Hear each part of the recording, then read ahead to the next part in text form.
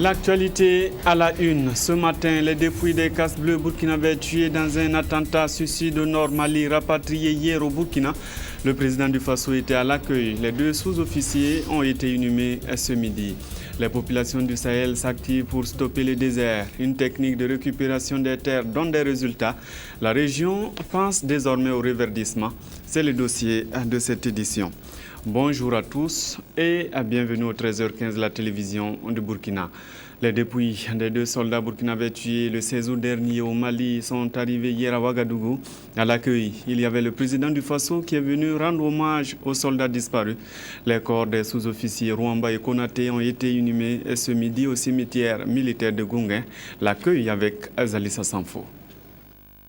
À bord de cet avion, les deux corps sans vie des sous-officiers Moussa Konaté et Innocent Rwamba.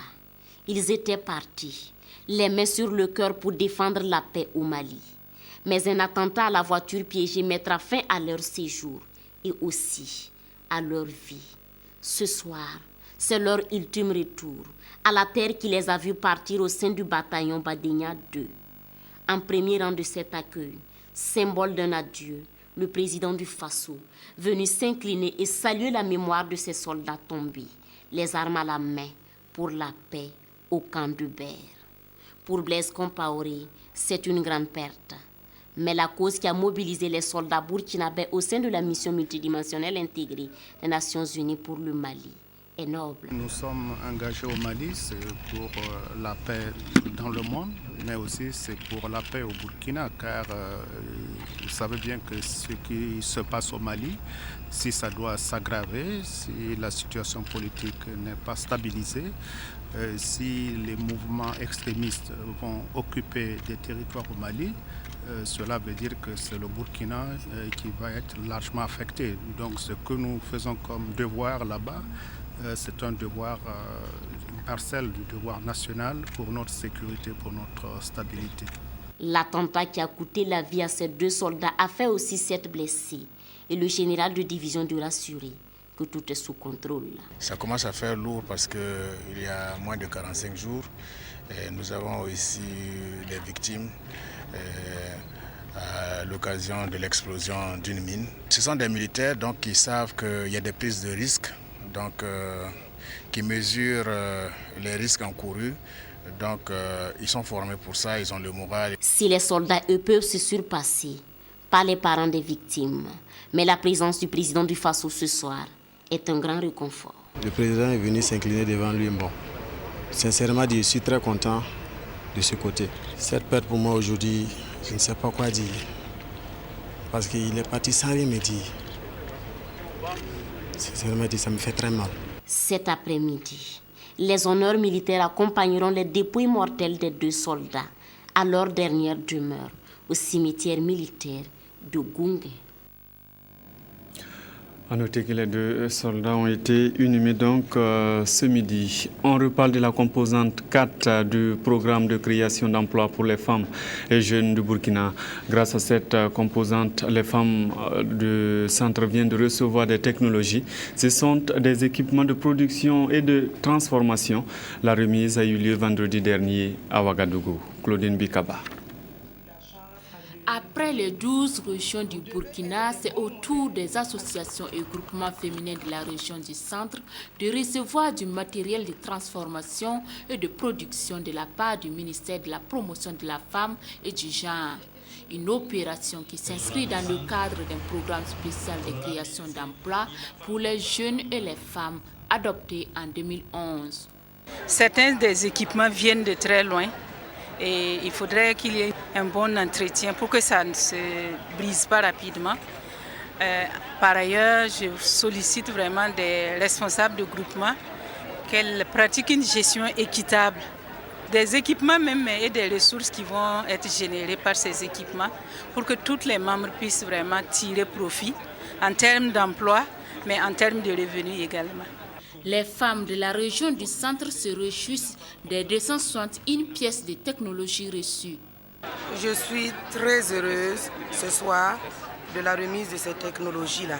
Parce que vous savez très bien que les femmes, à travers leur métier, à travers leur les créations, hein, elles travaillent tous les jours, mais sans technologie, elles ne peuvent pas développer ce qu'elles font. Nestorine Sangaré a aussi saisi cette opportunité pour présenter les conditions d'acquisition de ces équipements. Et toutes ces technologies que nous donnons sont données à moitié prix, quel que soit le prix. Et elles ont 6 mois de différé pour travailler avec ces technologies avant de commencer à rembourser selon une durée qui sera convenue. Elles signent une convention et sur la base de cette convention, elles disent pendant combien de temps elles vont rembourser. Mais nous donnons un délai d'1 an pour que le remboursement se fasse rapidement afin qu'on puisse aller acheter pour celles qui n'ont pas encore eu. Des équipements composés entre autres de machines à coudre, à tricoter, à tisser, d'unités complètes de production de savon, de moulins à grains, de décortiqueuses de noix de karité, de presse de karité, bref, tout est réuni pour rendre la femme plus autonome. Le désert menace au Sahel, mais les populations refusent la fatalité. Dans cette partie du Burkina, grâce à des projets de reconstitution, les éleveurs ont des aires de pâturage. Les Sahéliens commencent à rêver un peu plus à l'idée de reverdir la région et donner vie aux activités économiques. Explication Vincent Kendrebego. Des sols arides, dénudés, caractéristiques du Sahel burkinabé. C'est la preuve de la dégradation de l'environnement. Cette situation a mobilisé des projets qui tentent de reconstituer le couvert végétal. Ici, une équipe de l'ONG Reach Italia en activité. Il s'agit de scarifier le sol pour faire obstacle au balayage des eaux pluviales. De telles opérations sont menées à plusieurs endroits de la région du Sahel avec des résultats concluants. Là, on a du concret. Il suffit de regarder à ce niveau et puis regarder ici, là où ça n'a pas été sous-solé, vous voyez la nette différence. Vous voyez que quand le sol est déjà sous-solé, les espèces végétales, ils poussent correctement. Là, à Marcoy, une forêt en devenir. Selon certains témoins, tout est parti de rien grâce à un programme de lutte contre l'ensablement, le PLCE du ministère de l'Environnement, avec une implication active des villageois. Ce site, auparavant, il était nu. Il n'y avait même pas d'herbe ou un peu d'eau. Aujourd'hui, nous avons retrouvé des gains. On a de l'herbe, on a de l'eau, on a des arbres qui peuvent nous servir dans l'avenir. Parce qu'avec le sous-solage, l'eau reste pendant un certain temps. Et une fois qu'on plante, les espèces qu'on plante profitent de cette eau et arrivent à évoluer.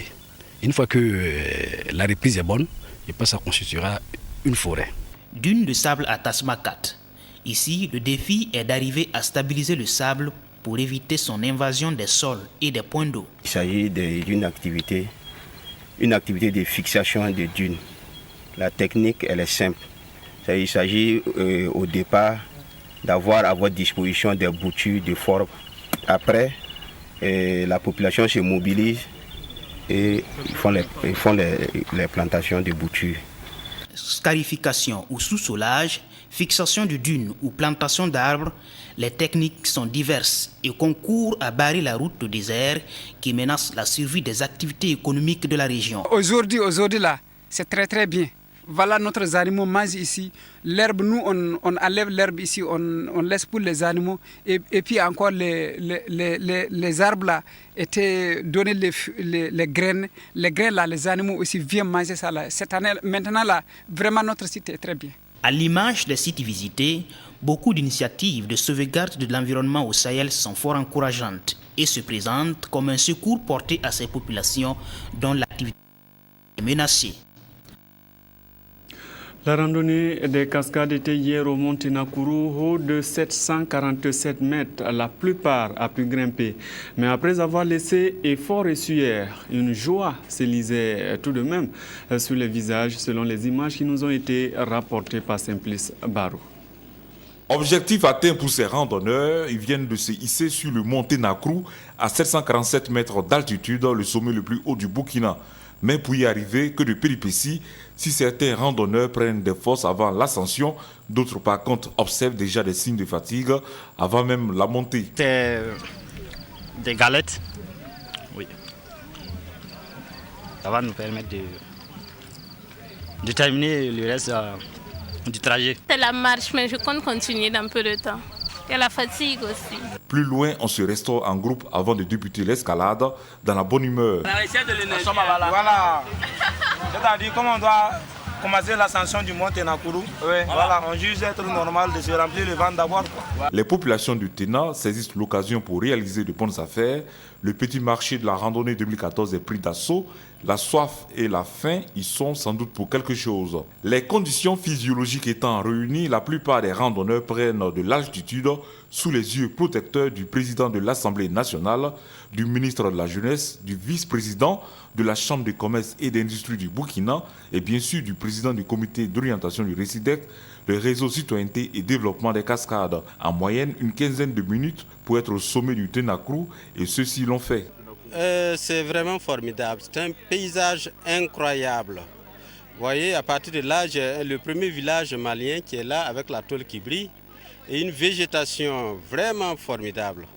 Et ajouter, n'est-ce pas, à l'esprit du sport qu'on devrait avoir chacun de nous, je dois dire que c'est une journée de gagner. Très heureux, très fier d'avoir participé à cette randonnée et d'être parvenu au sommet. J'avoue que c'est fantastique.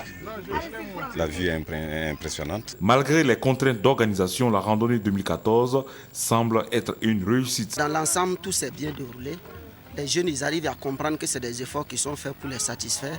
Parce que bon, il y a des services qu'on n'avait pas prévus, mais arrivés sur les lieux, on les a ajoutés, par exemple, les donner, les petits déjeuners. Bon, vraiment, les donner un certain nombre de choses. Bon, sincèrement, là, tout se passe bien. Donc, ils ont compris. Je crois qu'il y a des gens même qui sont impatients pour la 3e édition. Rendez-vous en 2015 pour la 3e édition de la randonnée des cascades qui s'annonce en fanfare. Conseil de faire un tour au sud-ouest et vous serez plus ravis qu'à Banfora. La commune rurale de Tanguena-Souri renforce son couvert végétal.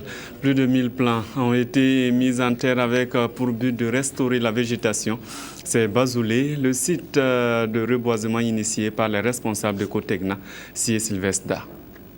Cotecna Inspection SA pour un environnement sain et durable. C'est sous ce thème qu'est placée cette 2e édition des activités de reboisement de Cotecna. Environ 1300 plants sont prévus pour être mis en terre cette année dans ces bosquets aménagés par la structure ici à Bazoulé. C'est donc un projet écologique entrepris en 2013 qui se poursuit. Cette initiative depuis l'année passée visait donc à apporter notre contribution donc, à la lutte, au combat du gouvernement dans le cadre du reboisement, de la lutte contre justement la sécheresse. Nous saluons vraiment à sa juste valeur l'engagement des partenaires, des ONG, des associations, des sociétés dans le cadre du mot d'ordre Planton Utile. Et nous avons aujourd'hui la manifestation concrète de l'application de cet appel du gouvernement pour aider effectivement à reverdir le Burkina, à faire en sorte que le désert recule et d'une manière générale à soutenir le développement. Ont également pris part à ces activités de reboisement une délégation de l'entreprise Tanalise. L'administration douanière est également présente, conduite par son directeur général. Comme vous le savez, c'est une activité importante en ce qui concerne particulièrement nos pays qui connaissent pas mal de difficultés à tout point de vue. Donc c'est vraiment un sentiment de joie de pouvoir parrainer cette activité. Le reboisement de l'année dernière a connu un taux de succès de 55%. Et le directeur général de Cotecna dit prendre des mesures pour renforcer et améliorer ces taux. Il a par ailleurs félicité l'ensemble de ses partenaires environnementaux pour leur assistance technique et promet de revenir en 2015 pour la dernière phase de réalisation du projet en termes de plantation. Le sol de l'école de Goutla, nous sommes dans la région du Nord, a aussi reçu de nouveaux plants. Ce sont des plantes de plusieurs espèces qui ont été mises en terre avec le concours du ministre de l'Environnement. C'était à l'occasion de la fin de l'année scolaire. Aboubakar Sagnon. Un aire de récréation dans la cour de l'école primaire de Goutla dans le Yatenga. Mobilisés par l'association Agir pour tous, les élèves, les habitants et les autorités locales du village sont là pour reverdir la cour de l'école. En mettant en terre ces plans, l'association entend contribuer à la lutte contre la désertification et léguer à la postérité un meilleur cadre de vie et d'études. Une action qui entre en droite ligne de la politique du ministère en charge de l'environnement. L'idée est très heureuse d'associer les élèves, les enfants, qui sont les générations futures, à ce que font les générations actuelles. Parce que le développement durable, ça signifie que les générations actuelles consomment, produisent, mais le font de manière à ce que les générations futures ne puissent pas en pâtir. Les membres de l'association Agir pour tous ne sont pas à leur premier acte éco-citoyen. Il y a 15 ans, ils avaient reboisé sur le même site. Les arbres qu'on a eu à planter, un ancien dynamique était de passage et a su entretenir les arbres que nous avons plantés. Et l'école a eu un prix d'excellence en ce qui concerne le jardin, le verger botanique de l'école. Et c'est justement sous les arbres plantés en 1999 que s'est déroulée la clôture de l'année scolaire de l'école de Goutla, une cérémonie qui a permis de récompenser les meilleurs élèves et enseignants.